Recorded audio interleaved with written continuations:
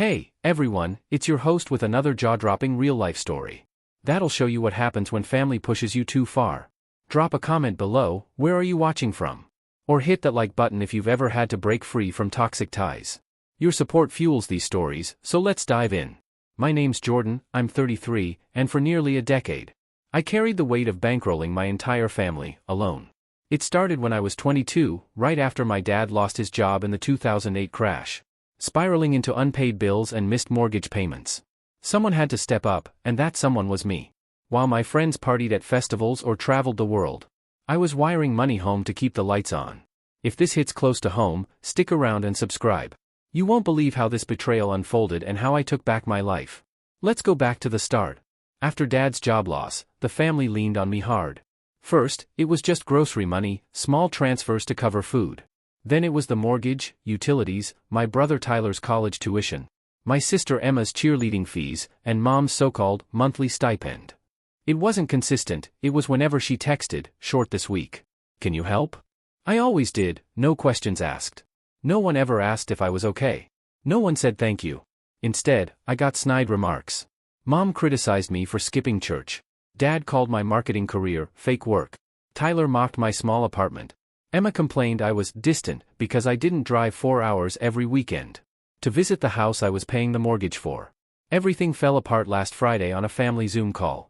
I was discussing Emma's fall semester fees, casually mentioning my rent had spiked again. I hinted I might need to cut back on the financial help. That's when Mom leaned into the screen and snapped. "You know what, Jordan? We don't want to see your face anymore." She hung up, and the screen went black. I sat there, stunned, staring at the empty call window. I tried texting her, message bounced back, blocked. No word from Dad, Tyler, or Emma, complete silence. They'd cut me out like I was some stranger who'd failed them. I could have broken down, could have gotten mad. But instead, I felt calm, clear. I typed one final message, "You won't get a cent from me anymore." Then I rolled up my sleeves, not for work, but to dismantle every financial tie. It's wild how fast you can unravel something you built. That morning, after sending that message, I sat at my kitchen table, fresh coffee in hand, laptop open. No rush, no urgent transfers, no mental math to stretch my paycheck. Just quiet, the kind that feels earned. I started with the mortgage. My name wasn't on the title, but I'd been paying it like clockwork for years. 2 clicks on the bank dashboard, and the withdrawals were cancelled. I called to confirm, done. Next, the shared account I'd set up for Mom's independence. It was just a free pass to my money, 24/7 access. I drained it, closed it permanently. The bank agent asked why. I typed, breach of trust.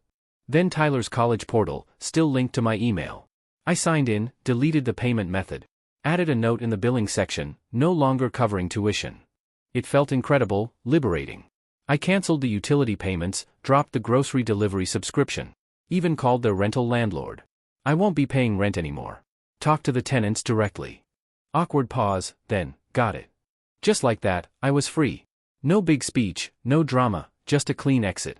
It was shocking how easy it was to erase myself from their financial lives. Like deleting old files you forgot you had. For the first time in years, I wasn't panicking about money. I was just breathing. The silence didn't last long. That evening, as I ate a simple dinner, just for me, my phone buzzed. Unknown number. I ignored it. Then another call, followed by 2 texts. Tyler's payment failed. Mom's freaking out. Call her. No names, no pleasantries, just demands, like nothing had changed. A third message came from an unfamiliar contact, Aunt Margaret. Mom had pulled her into the mess. "Whatever's going on, your mom thinks you're being unreasonable. Can we talk?" I ignored it completely. By morning, the calls multiplied, restricted numbers, 1 voicemail. It was Emma, her voice shaky, softer than usual. "I'm not mad, I swear. I just can't reach anyone. The college says there's an unpaid balance, and they'll drop me. Please talk to Mom, she's not herself lately." She wasn't yelling or manipulating, she was crying. It hit a nerve, but I didn't respond, not out of coldness, but from years of stretching myself too thin for them. Mom tried again, using someone else's phone. First a text, "Enough, Jordan. Let's reconnect as family." Then a call, 60 seconds later, straight to voicemail. Her tone wasn't angry, but measured, almost pleading, yet still arrogant. "You've made your point. We get it. This isn't how families act. We're not perfect, but we stick together. What do you want? Me to beg?" No apology, no acknowledgement of her cruel words. Just a woman used to control, now realizing her foundation was crumbling. They hadn't lost a son, they'd lost their financial lifeline. You'd think ignoring them would get easier, but it didn't. Their messages shifted, desperation, then blame, then twisted memories. Tyler sent a long text claiming I was obsessed with money. As if I hadn't paid his tuition for 4 years like a Netflix subscription. Emma chimed in, melodramatic, I wish it hadn't come to this. Like I'd vanished without reason. Then a voice note from Mom, I listened once, that was enough. You think we used you? That's not true. We relied on you because we thought you wanted to help. You never complained. You were always there, the strong one. She was right, in a twisted way, I'd always shown up. But strength wears thin, it cracks. When people only reach out when the money stops, that's not family, it's a transaction. So I cut contact completely, blocked every new number. Locked all sensitive accounts, left the family group chat with one silent tap. No social media posts, no dramatic replies, no revenge, just erasure. It's wild how fast you become invisible when there's no $sign attached. By the end of the week, the calls slowed, texts nearly stopped. The silence wasn't grief, it was freedom, space to breathe, to think. A future not chained to guilt. That next morning, I slept past sunrise, not lazy, just unburdened. No buzzing phone, no account alerts, no mental tally of their needs. Just sunlight through my window and the sound of my own breath. I brewed real coffee, not the cheap instant stuff I bought to save for their bills. I opened my budgeting app, once a war zone, and saw my numbers. Then I started listing things I'd put off. A trip someday, a business maybe, spending on myself eventually. And then, someday became now. Step 1, I bought a plane ticket to Cancun, window seat, no stops. No one's approval needed, no one to disappoint. Step 2, I booked a consultation with a business mentor. I'd buried an idea for years, a design studio to help independent creators with branding. I'd spent a decade building everyone else's dreams, now it was my turn. By noon, I'd done more for my future than in the past 5 years. No alerts, no guilt, just release, like that first sip of good coffee. But cutting ties didn't erase the memories. They crept in quietly, like a hum you only notice in silence. Walking alone, I'd recall Mom's 9 a.m. Sunday texts, did the money come through? No hello, no care, just a cold demand. In the grocery store, reaching for decent cheese, I'd freeze. Guilt from years of associating small luxuries with their needs.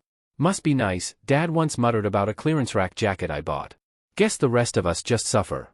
It wasn't support they wanted, it was control? A subtle, consuming kind that sneaks into your identity and pretends it's love. That first stretch of solitude was louder than I expected. For the first time, I asked, who am I if no one needs me? I didn't know, not yet, but I was starting to find out. I went to an art exhibit alone, bought a fresh notebook, started sketching again. Small moments, pieces of myself I hadn't touched in years. Too busy patching everyone else's broken lives. Sometimes I'd check my phone, half expecting a new number to slip through. But none did, maybe they gave up, or maybe they realized I wasn't bluffing. There's a strange sadness, not from missing them, but from seeing how much of you was buried under their expectations. For nearly a decade, I'd lived like a ghost. Moving away not to explore, but to hide behind distance while sending money. I worked late shifts not to grow, but to afford Tyler's textbooks. I stayed single, not by choice, but because building a relationship felt fake. When my life wasn't mine to share. I'd been too busy funding their plans. After cutting the cord, I started rebuilding, not just financially, but emotionally. I found an old notebook in a drawer, pages filled with forgotten dreams. One line stood out, I want to create a space where people can build freely. Bright, messy, real. I'd written it in a cafe after a late shift, back when I still had hope. That dream, a creative agency, wasn't dead, just buried under their excuses. Maybe later, after Tyler graduates, after Mom's car breaks down. No more waiting, no more pouring myself into their bottomless pit. I called a local agent about studio spaces, signed up for a startup course. Reached out to friends I'd drifted from, not family, but real connections. I told them the truth, I'm finally building something that's mine. Responses flooded in, one said, took you long enough. Another, I thought you'd disappeared. I hadn't vanished, I'd been buried alive, but now I was breaking free. There were still hard moments, nights staring at the ceiling. Wondering if I'd gone too far, craving not them, but the idea of family. But those feelings didn't own me anymore. What defined me was the quiet, not heavy with obligation, but filled with possibility, watching my savings grow. Scribbling in that notebook without shame, no permission needed. I wasn't their backup plan anymore, I was my own. 2 weeks passed without contact, then they tried again, not loudly, but slyly. A soft, calculated move, dressed up as care, wrapped in nostalgia. An Instagram DM from my cousin Rachel, who I hadn't talked to in years. "Hey, Jordan, Mom says you've been quiet lately. She's worried. You okay?" The words were gentle, but they erased years of my sacrifice. Been quiet instead of cut ties after they disowned me. I stared at it, then ignored it. 2 days later, Dad sent a rare email, short, pointed. "Whatever's going on with your mom, we can fix it. You've made your point. Don't let pride tear the family apart." I read it 3 times, no anger, no sadness, just exhaustion. This was their playbook: keep up appearances, pretend nothing's wrong. Act like I'd had a tantrum, not walked away from years of being used. Then came the one that hit hardest, a voice message from Emma. No crocodile tears, no manipulation, just tired, quiet. "I know you think we took advantage of you. Maybe we did, I don't know. I'm not mad, just exhausted. I didn't ask for this, none of us did." But she was wrong. They didn't say it out loud, but they expected it. They counted on me to fix everything, assumed I'd never push back. Thought I'd stay small and silent forever. When I stopped, they didn't miss me, they missed their problem solver. Deep down, I think they knew it. Not out of hate or anger, but because I saw the truth and couldn't unsee it. That week, I paid the deposit for a studio space.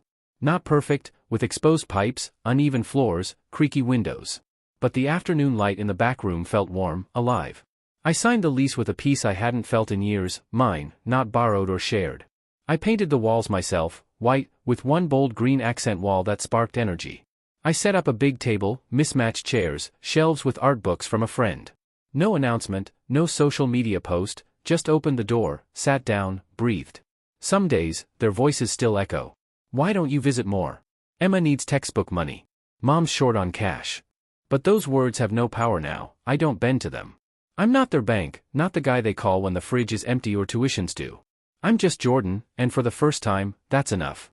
Spring came early that year, a warm breeze too soon, flowers blooming ahead of schedule. It softened the world, made it feel gentler than it was.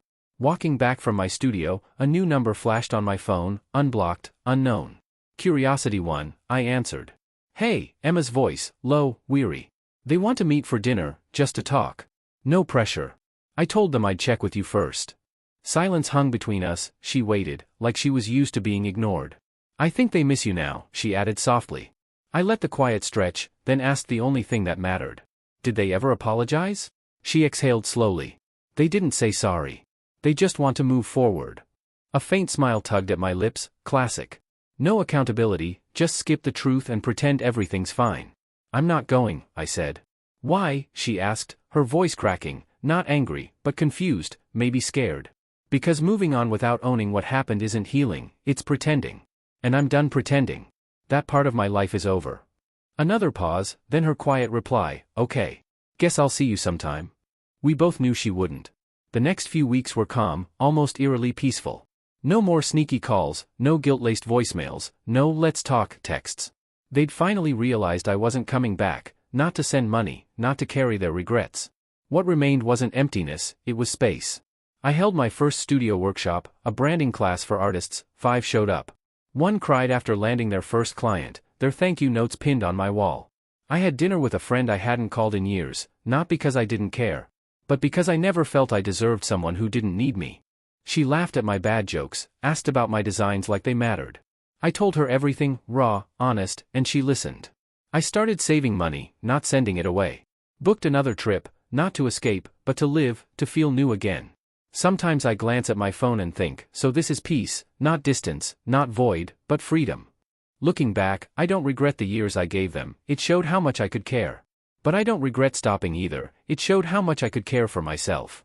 To my family, your choices built this, and you own the consequences. I'm not your ATM or your scapegoat anymore. I'm in my studio, building a life where I'm valued for me, not what I pay for. Thanks for watching this wild ride. If you haven't subscribed, hit that button and the notification bell to catch more real-life stories of betrayal and triumph. Drop a comment, what would you do in my shoes? Until next time, choose yourself and keep shining.